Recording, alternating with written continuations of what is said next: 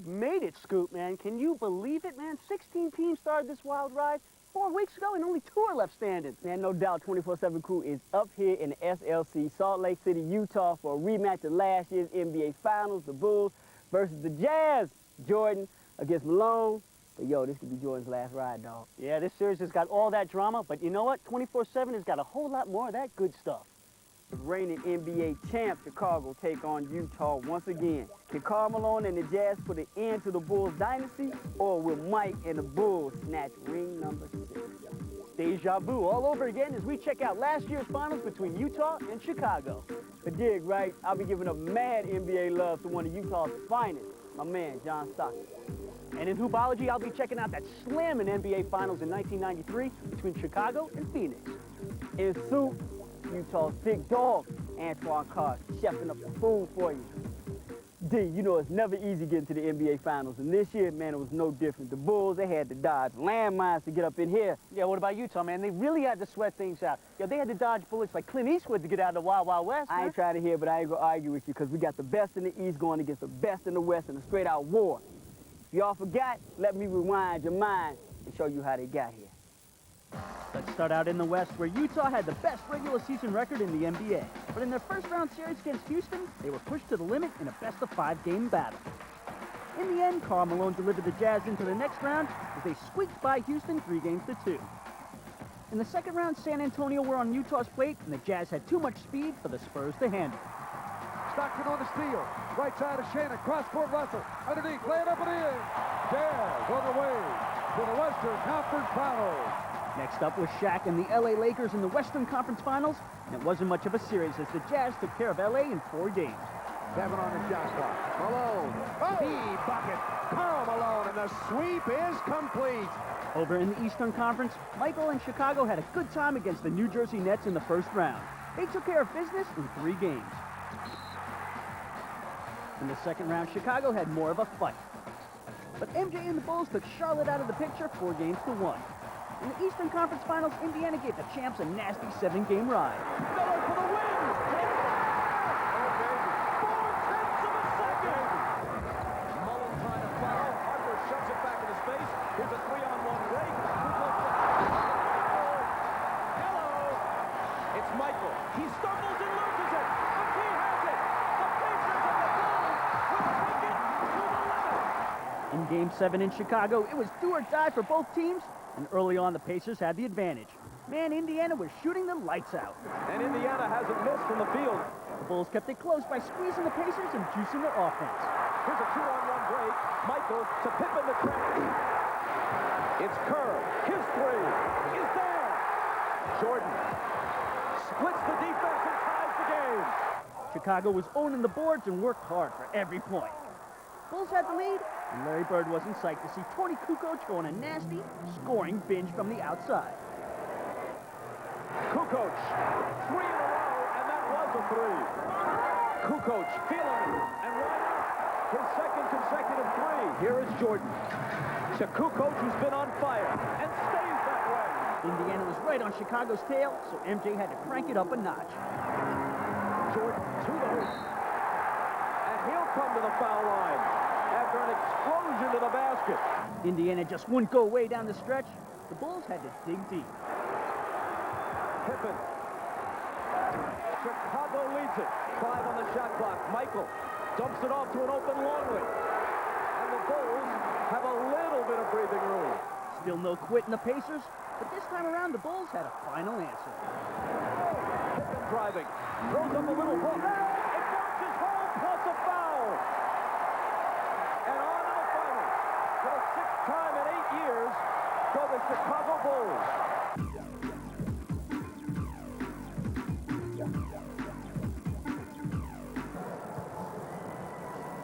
Fans are hyped once again. A victory in the NBA 40-year Bulls Utah rematch last year. Yo, Bulls are looking vulnerable this year, though. You know what, though? They look tired, man. Bulls have only had 3 days rest. The Jazz, they've been resting 11 days. They look strong. Man, they still got Scotty. They still got Mike, even though they're old. And they still got Dennis Rodman, who we heard is a little hurt, but he's still going to do his thing. So as that, I'm still going with the Bulls. Hey, you know what I like? I like the Jazz, and I don't like that.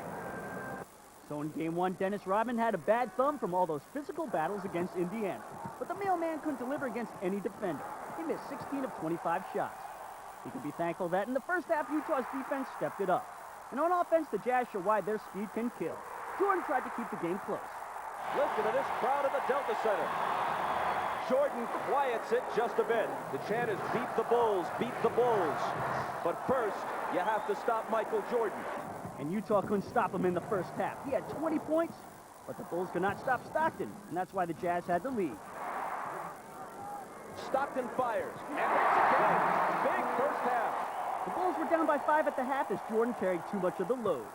In the third quarter, the Jazz went right to the rim, and that was making Coach Jackson sweat a little. Karl Malone continued his wild shooting from the outside, but not to worry, because you can always rely on defense. The Jazz pressured the ball, the Bulls turned it over, and teamwork prevailed. Ahead to Stockton, now Malone. In the fourth quarter, the Jazz had a nice lead, but the Bulls weren't done. Down by 7, here come the Bulls. Michael, good look, and he puts it down. Jordan from 20, good again. Scotty to tie, brand new game. Finally, Malone got his act together to give the Jazz some rhythm down the stretch. Shot clock winding down, Malone has to. 2 in a row, and what a time to come alive. With under 15 seconds to play, the Bulls were trailing by 2 points when Luke Longley went Up with the shot to tie the game. The Jazz had one last chance to win Game 1. Out of the corner for the win. Bounces off, no good. And it's overtime in Game 1. In overtime, Stockton got Malone going to the basket, and then Johnny Hoops took over the game. Pumped away by Hornacek, taken by Stockton, who's chased by Jordan, but lays it in anyway, and he was fouled by Kerr. Chicago was down by 4 points when MJ took a shot. Turnaround fadeaway, got it. That's amazing, what this man can do under pressure. But MJ is human, and even he can make a mistake under pressure. 2 seconds to shoot. He's not going to get it off. 24-second violation. And when big lug Luke Longley could not find anybody to pass to, he fumbled and bumbled the ball away. The Bulls could have tied the game. But John Stockton pulled the trigger on a big-time shot. It's Stockton on the run, and it's Utah by 4. Chicago was down by 3 points with time running down. Kukoc down to Michael with Russell on him. He tips it to Pippen. Can he beat the horn? He can, but he misses it, and Game 1 goes to Utah in overtime. Utah goes up by 1 in the series. We had our chances and took a heck of a shot by John Stockton there at the end to kind of extinguish our hopes. It's great to win regardless of how you did it. If we played great and won, or if we played poorly and won, I think we had stretches of both. Oh, man, John Stockton came up with that big shot in overtime to give Jazz the win. But you know what? That's real different from last year. Because Chicago, they were up 1-0. Yeah, that's true, but they had home court advantage last year, and that kind of helped them. They don't have it this year. But, dog, if you think this game was good, Yeah. You know what? Let's go back and see how it went down last year.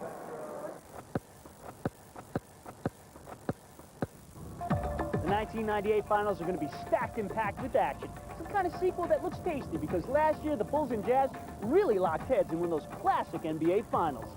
After a 14-year struggle to get to the big one, Utah were determined to prove they belonged in the 1997 NBA finals. But in Game 1, Azanis dominated the game, taking Chicago to a 1-0 lead. We're down to 2, down to 1. Here's Jordan. The Jazz took another waxing in Game 2, while Chicago fired on all cylinders. For Utah, everything seemed to be falling apart. In Game 3, Karl Malone finally showed off his MVP skills and hit Chicago where it hurt. Down 0-2, people didn't want to talk to you. People wanted to kick you in the rear end. And all of a sudden, you won a game, now they want to pat you on the back. Strike 2, the mailman hit back again in Game 4. Michael just couldn't work his magic.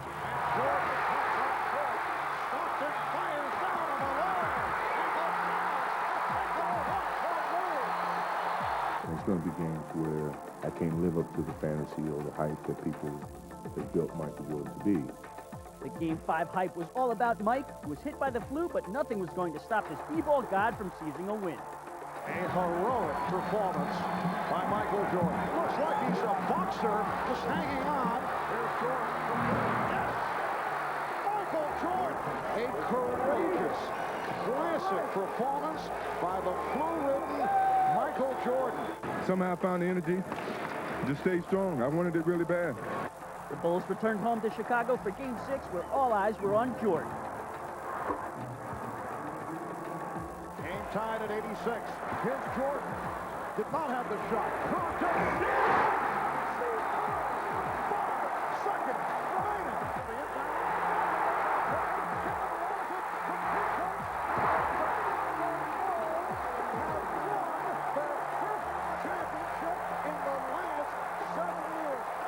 In the 1998 finals, all the superstars are back, but the storyline is different.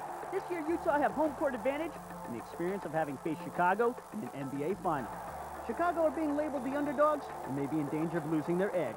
Talk of the team disbanding at the end of the season seems to be more than a rumor, and the possibility of Jordan retiring this year is highly likely. So a victory for Utah? Maybe. The end of the Great Bulls dynasty? Possibly. Either way, the 1998 finals promise to be a slamming series.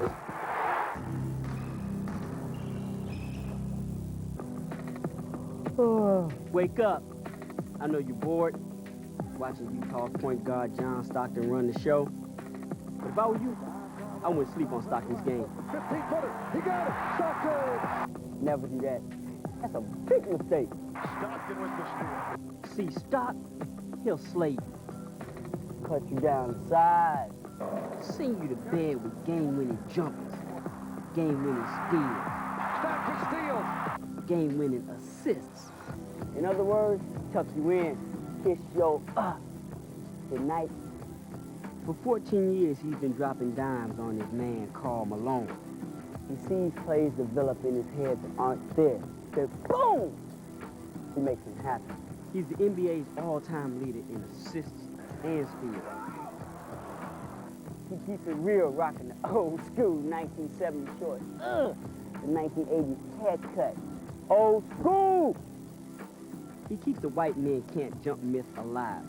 He makes us all understand that basketball is not just a black thing. It's his presence on both ends of the court that keeps his opponents wide awake. Picks up another. And gets on a deep. Sometimes the hero is the guy who makes the pass or makes the defensive play, not necessarily the guy who makes the shot. He's crafty, sneaky. While some bring the pain, Stockton just delivers the agony. If Karl Malone is the mailman, The mailman hammered up.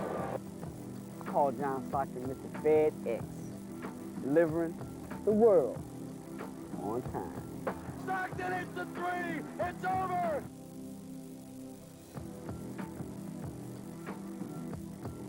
We've got Game 2 of the NBA Finals in Part 2, plus me and Scoop. We dip our spoons in the soup and check out the big dog, Antoine Carr. That's right, baby. So keep it locked on 24/7, 1998 Finals.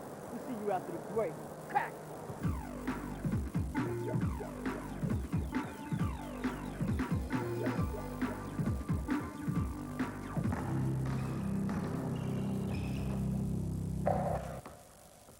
What makes a great playoff series? Big stars, great plays, and plenty of late game drama. In 1993 NBA Finals, Phoenix and Chicago gave us all of that. Man, it doesn't get any better than this. Two of the best players ever going toe-to-toe for the NBA title. It was Barkley versus Jordan. In Game 1, Jordan treated the hometown Phoenix fans to a show that they didn't appreciate. Game 2, the Suns looked like a different team. They bolted out to a big lead. Sir Charles was the hammer as he nailed down his shots. The Bulls answered. They unleashed Mike in the second half. Now Michael, top of the key against Marlin. Ball away, jumper, got it. Chicago's defense clamped down and the Bulls won. Pippen blocked it and makes the steal. No team had ever lost the opening 2 games at home in the finals. And the next 3 were in Chicago, which spells bad news for the Suns. But in Game 3, the Suns' Dan Marley showed no jitters. He littered the basket with threes. From beyond area code range. But Pippen had a few tricks up his sleeve. What a play! He fooled the Suns. The Bulls pulled even late in the fourth quarter, but with 2 seconds left, Barkley had a shot to win it. Then with 1 second left, the Bulls had their chance. In overtime, Danny Ainge took a stab at the win. We go to a second overtime. Then Pippen missed his chance at the buzzer. And we go to a third overtime. That's when Marley took over, and Barkley sealed the deal. Oh, that might be the backbreaker. The Bulls won Game 4 behind Jordan's 55 points, but Phoenix grabbed Game 5 to hold off elimination. So with the Bulls up 3-2, we go back to Phoenix. Scotty beamed up the Bulls in the first half. Chicago was out in front for the first 3 quarters, until the Suns roared back behind Dan Marley's threes to take the lead in the fourth. With the Suns up by 4, Jordan had to calm his mates, so he let his game do all the talking. Jordan plays it up and in. With seconds left in the game, Phoenix were 2 ahead, but they had one concern. You got Michael. You keep him out of the middle. The Suns' strategy seemed to work as they forced the ball out of Jordan's hands, but the Bulls found an unlikely hero. Going for the win. Here's Paxson for three. Yes! Yes! Hits the three. And this crowd is done. The Bulls win their 3rd straight title. Sorry, Charles, but at least you gave us a thrill. Welcome to Soup, Final Style. Me and my man DLNY, chilling, Delta Center, Utah, throwing a little salt and pepper in your mix, little ebony and ivory. Word up, word up. And yo, Michael Jordan's last season, possibly. The hot tickets, baby, got them going on. I got juice, I told you that all the Hey, time. man, here in Utah, though, these tickets can go for $1,000 and even more. A G? Yep. Yo, you know what? While you were catching some Z's back at the hotel, What I up? had to do some work, hit the streets, and find out how people can get their hands on these little babies. Ticket prices, they're ridiculous. The last row of the Delta Center is going for like $200, and down in the lower bowl, somewhere's between $1,000 and $3,000 a seat. We could sell them for $1,000, but we're going to keep it. You didn't get in on the lottery, I had to be here at 5:30 in the morning to get a lottery ticket. and you don't want to pay street prices, I would go at any length whatsoever to get a ticket. then I guess it's good old TV. It's good, man. Seems like getting tickets to the World Cup would be easier than getting tickets to these finals. No doubt. But you know what? If we were over in France, watching people kicking that ball around the field, man, oh, man, we'd miss the gnawing and clawing of the big dog, Antoine Oh, Carr. man, my man BD doing his thing, getting ready for a 2nd championship run at that ring that he didn't get last year. But he's in the kitchen chefing it up for us. But you know what, Dave? Don't eat the fish. Trust me. He's open, face left, 16-footer good. The big dog. You know, I just want to get a championship ring. You know, I've been playing this game for almost 14 years, and I have 10 fingers and no rings yet, so I want to get one. When he's not scoring on the court, the big dog gets cooking in the kitchen. Fishy, fishy, fishy, fishy, fishy. This is a basic recipe most fishermen know. You just add a little cornmeal, a little flour, you're ready to roll. Move over, Rover. Let Big Dog take over. You can get that smell, and that's what you call golden fried fish. Antoine Scott. Yo, we're going straight from the big dog, and yo, we're going to get on the Utah fans, man, who have the rep of being the loudest, maddest, buck wildest, just off the hook fans of the NBA. Yo, I've been here a bunch of times. They are wackos, crazy loons, man. Paint their faces, shave their heads, but you know what? They give a whole new meaning to raising Oh, the roof, baby. Raise the roof, baby. Raise the roof. We are number 1. What size your ring, Cole? So, what do you think of the Bulls, Pepperoni? Hey, what else do we have to do? It's Utah. Come on. The gas rule, all the way. Man, they are out of their minds, and I thought us Knicks fans were a bunch of oddballs. Dog, you fit right in here, trust me, no doubt. Thanks. Look, Utah crowd, they win the crown for being the wildest, but they're the reason that Utah won Game 1. But right now, pick it up in Game 2, 98 final.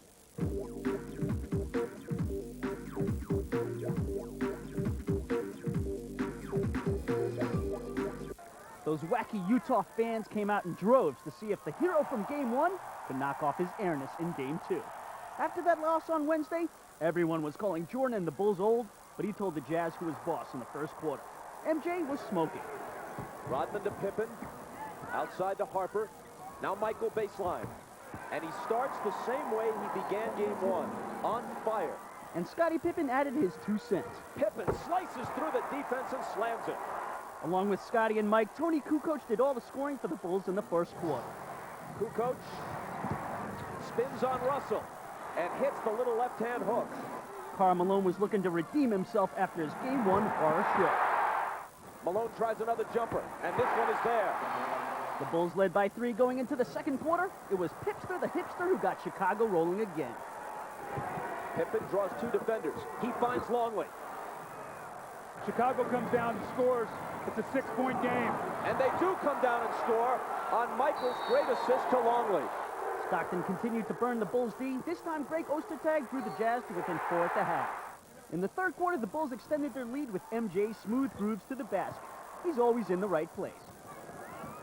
Kukoc on the run, air ball, Jordan there to clean up the mess.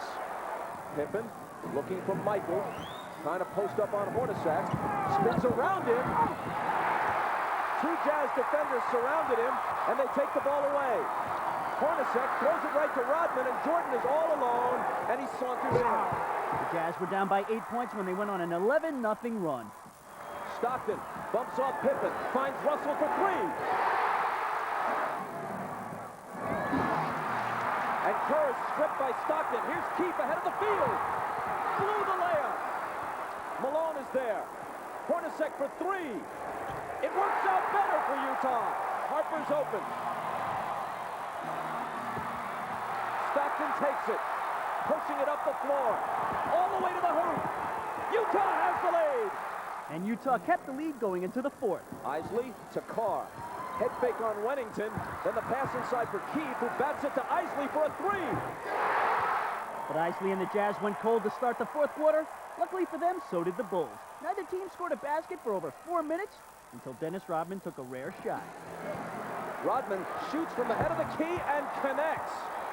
MJ didn't look tired at all. He scored 13 points in the quarter and pushed up the Bulls' lead. With the shot clock winding down against Hornacek, Michael's going to do it. 2 defenders, a whistle, count the basket, plus the foul.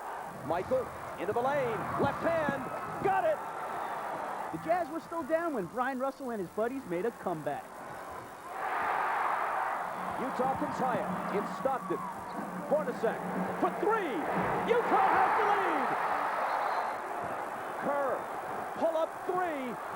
No, got his own rebound. Michael hits it, and Chicago reclaims the lead. With the Bulls up 88-86, Karl Malone could have tied the game. Instead, his nightmare continued. Chicago proved all the doubters wrong and tied the series. Now the series moves on to Chicago, and you can see Game 3 tonight live at 12:20. So that's it for this week's 24/7. You can check out more 1998 NBA Finals tonight on Channel 4 with our pal, Mark Webster. No doubt, yo, but me and you going down to Chicago next week to do our thing, give you a little more of that NBA Finals drama. Got a little love for Scottie Pippen, a little word from Michael Jordan. Oh, yeah. And you know what? We out. See y'all next week, yo. Peace. Next week, 24/7 comes to you on Saturday morning. That's next Saturday morning, 11:30 a.m. on Channel 4. And for all of you b-ball nuts, there's plenty of live action coming your way. And next Sunday at 2:35, Steve Cram is in Hexham to begin 4's coverage of a new season of British athletics.